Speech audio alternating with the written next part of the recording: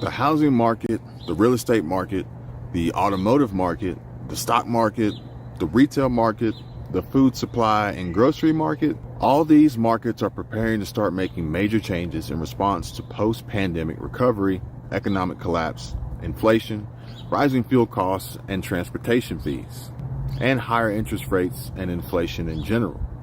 These businesses and corporations are prepping now. And the main question you have to ask yourself is, are you prepared for the business model evolution? Are you preparing, or are you already prepped? Or will you be like many Americans who wait only to react rather than to prepare and get left out in the cold, starving, shivering, hungry, and begging on street corners for help from strangers passing by? Now, if you are not prepared and do not plan to begin preparing, please don't waste your time, because there's no reason for you to stick around for the rest of this video. Just keep living your lives aimless, blind, and ultimately doomed. Maybe you'll get lucky, but odds are you will not, and you and your family will be wiped out relatively quickly. Now, if you're preparing and want to get better prepared, then you're in the right place. So let's just get right into it. I want to talk to you about the cash flow quadrant. Now, comment below if you know what the cash flow quadrant is, or if you have ever heard of the cash flow quadrant.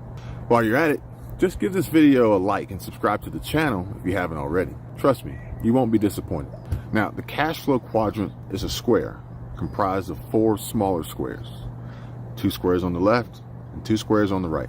Or 2 squares on the top and 2 squares on the bottom. But however you look at it, there are 4 small squares within one larger square. The 2 squares on the left make up the employee and self-employed, while the 2 squares on the right are reserved for businesses and investors. The 2 quadrants on the right side, B and I, are the primary paths to financial freedom. E and S on the left, employee and self-employed. E, you have a job. S, you own a job.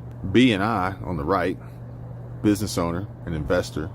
B, you own a system and people work for you. I, money works for you. Those in the B quadrant own a system and lead people.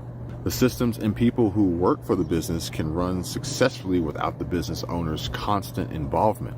The same types of businesses can be run by S owners and B owners. For example, a plumber could own and work in his own plumbing business, or a business owner could create a plumbing business and hire quality plumbers, administrators, and a manager to run the system of the plumbing business.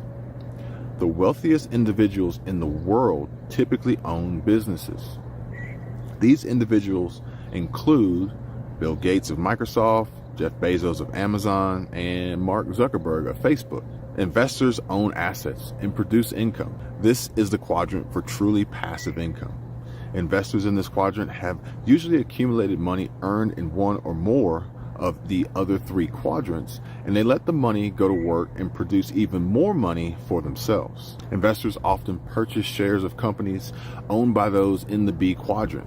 The capital from the investors help to fuel the systems created by the business owner, and this fuel can lead to even greater growth and more income for everyone involved.